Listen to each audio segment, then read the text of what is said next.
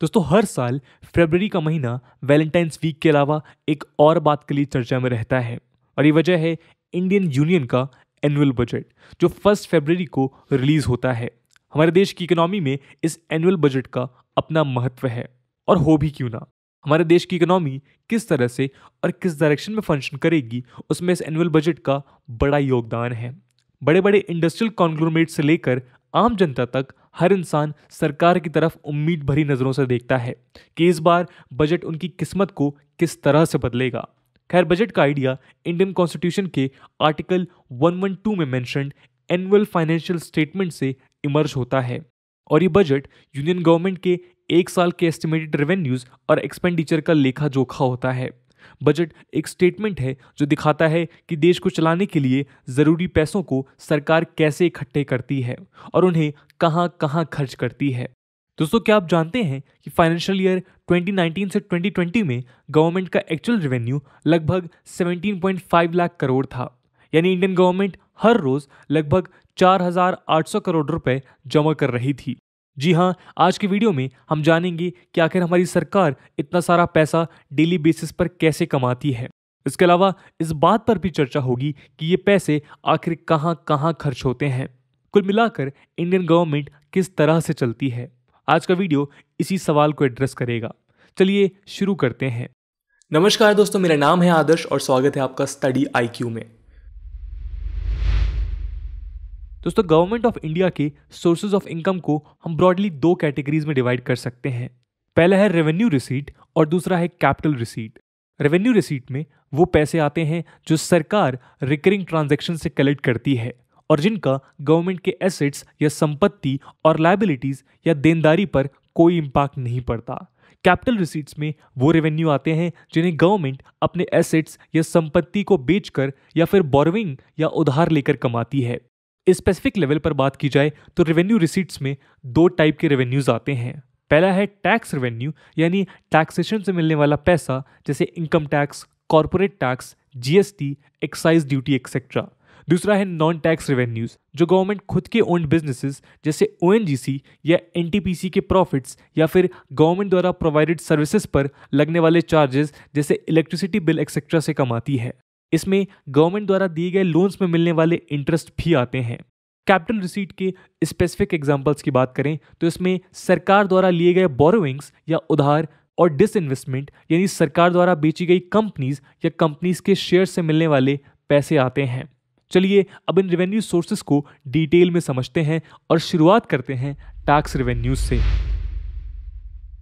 दोस्तों tax revenue government के revenues का सबसे बड़ा सोर्स है और 2020 से 2021 में टैक्सेस से इंडियन गवर्नमेंट ने 44.37% रेवेन्यू गेन किया था।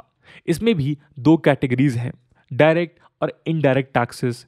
डायरेक्ट टैक्सेस वो होते हैं जो लोगों की इनकम या कंपनीज की इनकम या फिर एक्सपेंडिचर पर लगाए जाते हैं। वहीं दूसरी ओर इनडायरेक्ट टैक्सेस गुड्स और सर्विसेज पर लगाए जाते हैं और इनका लोगों की इनकम से कोई रिलेशन नहीं है। इसके अलावा direct taxes directly tax payer पर लगते हैं और गवर्नमेंट टैक्स पेयर से डायरेक्टली ये टैक्स वसूल करती हैं। इनडायरेक्ट टैक्सेस का पेमेंट भी कंज्यूमर्स ही करते हैं, लेकिन इनका कलेक्शन गवर्नमेंट गुड्स और सर्विसेज को बेचने या मैन्युफैक्चर करने वाले बिजनेसेस या इंटरमीडियरीज के थ्रू करती है। डायरेक्ट टैक्स के मेजर एग्जांपल्स में इनकम टैक्स और कॉर्पोरेट टैक्स आते हैं। वहीं इनडायरेक्ट टैक्स में GST, excise duty, customs duty etcetera आते हैं। इनकम टैक्स या पर्सनल इनकम टैक्स की बात करें तो ये सैलरीड एम्प्लॉय से कलेक्ट किया जाता है। करंट इनकम टैक्स स्ट्रक्चर में जो भी 60 ईयर्स से कम है उसे तब इनकम टैक्स पे करना पड़ेगा जब उसकी इनकम 2.5 लाख से ज़्यादा हो। जिनकी उम्र 60 से 80 है उन्हें 3 लाख ईयरली इनकम से ज़्यादा पर टैक्स पे करना पड़ता है और जिनकी 80+ है उन्हें 5 लाख पर एनम की इनकम पर टैक्स पे करना होता है।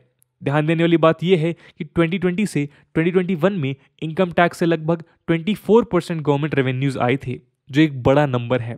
कॉर्पोरेट टैक्स अगला मेजर डायरेक्ट टैक्स सोर्स है। कंपनीज एक्ट 1956 के तहत रजिस्टर्ड प्राइवेट और पब्लिक दोनों तरह की कंपनीज को ये टैक्स पे करना होता है। सितंबर 2019 में ओल्ड कंपनीज के लिए कॉर्पोरेट टैक्स 30% से घटकर 22% और नई कंपनीज के लिए 25% से घटकर 15% कर दिया गया था। कुछ सरचार्जेस और सेस मिलकर ये टैक्सेस इफेक्टिवली 25.17% और 17.01% हैं। इनकम और कॉर्पोरेट टैक्स के अलावा capital gains tax, minimum alternate tax, securities transaction tax etcetera जैसे माइनर टैक्सेस भी गवर्नमेंट के डायरेक्ट टैक्स रेवेन्यूज का हिस्सा हैं। पहले wealth tax, dividend distribution tax और कई तरीके के एक्सपेंडिचर टैक्सेस भी डायरेक्ट टैक्स का हिस्सा हुआ करते थे, लेकिन धीरे धीरे इन्हें अबॉलिश कर दिया गया। खैर ये बात ध्यान देने वाली है कि 2017 से 18 के फाइनेंशियल ईयर यानी जीएसटी के इम्प्लीमेंटेशन ईयर तक डायरेक्ट टैक्स का टैक्स रेवेन्यू में सबसे मेजर शेयर होता है, लगभग 52%, लेकिन 2020 से 2021 तक ये घटकर 47% हो गया है।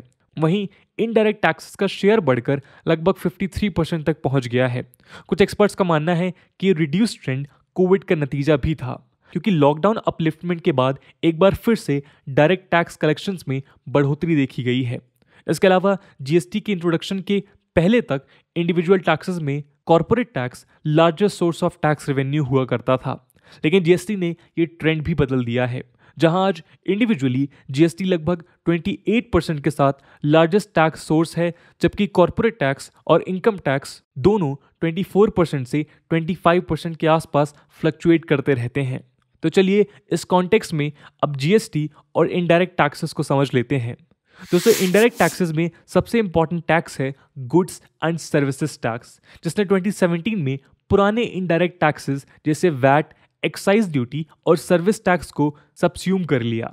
लेकिन कुछ इनडायरेक्ट टैक्सेस जीएसटी से एग्जेम्प्टेड हैं, जैसे इंपोर्ट और एक्सपोर्ट पर लगने वाला कस्टम्स ड्यूटी, पेट्रोलियम पर लगने वाला एक्साइज ड्यूटी और वैट, टोबैको पर लगने वाला एक्साइज और अल्कोहल पर लगने वाला स्टेट एक्साइज एक्सेट्रा। खैर, गुड्स एंड सर्विसेज टैक्स को लेकर डिसीजंस अब आर्टिकल 279A के तहत कॉन्स्टिट्यूटेड बॉडी जीएसटी काउंसिल लेती है। इस बॉडी में डिसीजन मेकिंग की ताकत सेंट्रल गवर्नमेंट और स्टेट गवर्नमेंट दोनों के पास है और डिसीजन मेकिंग वोटिंग से होती है। करेंटली जीएसटी के अंडर 5 स्लैब्स हैं: 0%, 5%, 12%, 18% और 28%।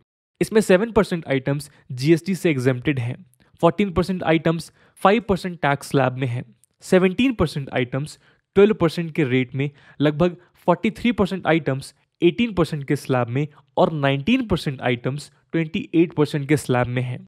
रेवेन्यू कलेक्शन की बात करें तो जैसा कि हमने पहले बताया, आज गवर्नमेंट रेवेन्यू का 28% हिस्सा जीएसटी से आता है।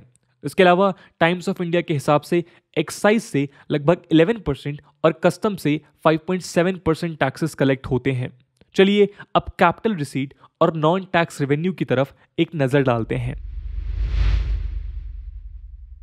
दोस्तों, टैक्स रेवेन्यू के बाद बोरोइंग गवर्नमेंट रेवेन्यू का दूसरा सबसे बड़ा सोर्स है, जो कैपिटल रिसीट में आता है।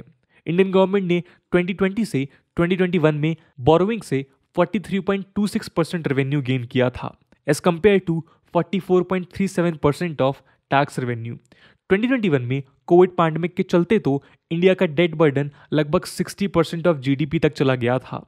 बोरोविंग्स इंटरनल और एक्सटर्नल दोनों होती हैं, लेकिन इंडिया के केस में ये मेजॉरिटी बोरोविंग्स इंटरनल ही हैं, with nearly 80% of its debt being internally and nearly 6% of debt being external.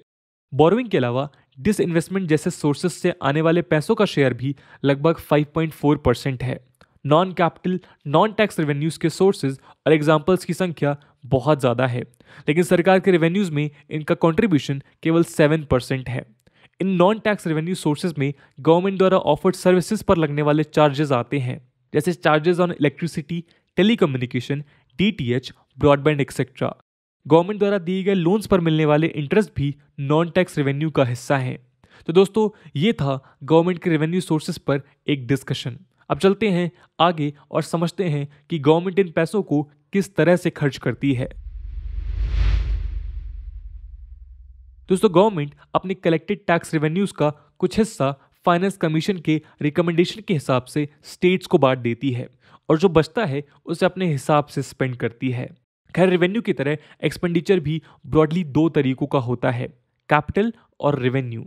वो सभी एक्सपेंडिचर्स जो गवर्नमेंट के एसेट्स और लायबिलिटीज में बदलाव लाते हैं उन्हें कैपिटल एक्सपेंडिचर कहा जाता है। फॉर एग्जाम्पल, लोन की रिकवरी हो या फिर रोड और रेलवे इंफ्रास्ट्रक्चर को बिल्ड करना, ये सब कैपिटल एक्सपेंडिचर कहलाते हैं। इसके अलावा बाकी सारे रिकरिंग या देश को चलाने में लगने वाले ऑपरेशनल एक्सपेंडिचर्स जिनके एसेट और लायबिलिटीज पर कोई इंपैक्ट नहीं पड़ता, वो रेवेन्यू एक्सपेंडिचर कहलाते हैं, जैसे पेमेंट ऑफ सैलरीज या फिर इंटरेस्ट। डेटा की बात करें तो 2021 से 2022 के एस्टिमेट्स के हिसाब से गवर्नमेंट ने अपने 16% बजट को कैपिटल एक्सपेंडिचर में यूज किया था और बाकी का 84% बजट रेवेन्यू एक्सपेंडिचर में। इसके अलावा स्पेसिफिक सेक्टर में जाएं तो गवर्नमेंट ऑफ इंडिया अपने बजट का मेजर शेयर यानी लगभग 50% से ज़्यादा interest payment, defence, subsidies, health और एजुकेशन में खर्च करती है और बचा हुआ पैसा वो बाकी की मिनिस्ट्रीज और स्टेट्स को देती है, जिसका इस्तेमाल pensions, salaries, government schemes, welfare of women, children, marginalised और डेवलपमेंट ऑफ रूरल एरियाज में होता है। ध्यान देने वाली बात यह है कि पूरे रेवेन्यू का लगभग 25% पैसा सरकार अपने इंटरेस्ट पेमेंट में ही खर्च कर देती है। हमने ऊपर देखा कि किस तरह से गवर्नमेंट के रेवेन्यू सोर्सेज में बोरोविंग सेकेंड लार्जेस्ट है और इसी बोरोविंग के इंटरेस्ट को पे करने में सरकार अपना 25% पैसा खर्च करती है। कई बार तो आउटस्टैंडिंग इंटरेस्ट पेमेंट के लिए सरकार और लोन्स लेती है, जो एक विशियस साइकिल को जन्म देता है। खैर, अगला मेजर सेक्टर है डिफेंस। दोस्तों, हम जानते हैं कि आज़ादी के बाद से लगातार हम कई तरह के एक्सटर्नल और इंटरनल सिक्योरिटी थ्रेट्स फेस करते आ रहे हैं और ऐसे में डिफेंस देश की अखंडता के लिए बेहद ज़रूरी है। यही वजह है कि इस सेक्टर में 2021 से 2022 में टोटल बजट का 13% एलोकेशन हुआ है और इसमें से more than half Indian armed forces के पास गया। हालांकि अगर परसेंट ऑफ जीडीपी के टर्म्स में देखें तो हमारी डिफेंस स्पेंडिंग अभी 3% ऑफ जीडीपी ही है, जो रशिया, यूएस, इजराइल और सऊदी जैसे देशों से काफ़ी कम है। स्पेंडिंग रिसीव करने वाला अगला मेजर सेक्टर फूड है, जहां पर देश की 65% से ज़्यादा सब्सिडीज जाती हैं। दोस्तों, पॉवर्टी इंड्यूस स्टारवेशन डेथ से अपने लोगों को बचाने के लिए इंडियन गवर्नमेंट दुनिया की one of the biggest food subsidy programs run करती है। 2020 में हुई WEF की एक स्टडी के अनुसार भारत में आज लगभग 22 करोड़ जनता ₹32 पर डे पर सर्वाइव करती है और इसलिए ये फूड सब्सिडी इंपॉर्टेंट है। फूड के अलावा बाकी की मेजर सब्सिडीज में गवर्नमेंट द्वारा दी जाने वाली फर्टिलाइजर सब्सिडी है, जिस पर टोटल सब्सिडी का 22% खर्च होता है। बाकी की सब्सिडीज पेट्रोलियम प्रोडक्ट पर सब्सिडी जैसे LPG और केरोसिन इत्यादि से लेकर कई तरह के लोन्स में जाती है। दोस्तों, अगला मेजर सेक्टर है हेल्थ केयर। ध्यान देने वाली बात यह है कि इस सेक्टर में इंडियन गवर्नमेंट की स्पेंडिंग आज भी काफ़ी कम है। करेंटली गवर्नमेंट का हेल्थ पर एक्सपेंडिचर पहले से बेटर है एट 1.5% ऑफ जीडीपी, लेकिन बाकी देशों के मुकाबले ये नंबर बेहद कम है। फॉर एग्जाम्पल, USA आज अपनी जीडीपी का 16% हेल्थ में स्पेंड करता है। जापान, कनाडा और न्यूजीलैंड में ये नंबर 10% तक है। इवन बांग्लादेश हेल्थ केयर में लगभग 3% ऑफ जीडीपी स्पेंड करता है। वैसे गवर्नमेंट का ये एम है कि 2025 तक वो अपने हेल्थ केयर स्पेंडिंग को 2.5% ऑफ जीडीपी तक बढ़ाएगी। इसके बाद एजुकेशन में भी स्पेंडिंग रिक्वायरमेंट से काफ़ी कम है। आज इंडिया एजुकेशन पर अपनी जीडीपी का केवल 3% ही स्पेंड करता है। इवन नेपाल जैसे देश भी इस मामले में इंडिया से आगे हैं, जो अपनी जीडीपी का 5.2% एजुकेशन में खर्च करता है। खैर, एजुकेशन में जाने वाले पैसों में सबसे ज़्यादा पैसे यानी 33% पैसा समग्र शिक्षा अभियान में जाता है। बाकी स्कीम्स का शेयर आप स्क्रीन पर देख सकते हैं। तो दोस्तों, ये था एक एक्सप्लेनर वीडियो जिसके तहत हमने ये बताया कि भारत सरकार किस तरह से चलती है। इस पूरे टॉपिक को लेकर आपका क्या ओपिनियन है, कमेंट सेक्शन में ज़रूर बताइएगा। आज की वीडियो के लिए इतना ही है। आई होप आपको वीडियो पसंद आई होगी और अगर पसंद आई है तो अपने दोस्तों के साथ शेयर करना मत भूलिएगा। हम मिलते हैं अगले वीडियो में, तब तक के लिए जय हिंद, जय भारत।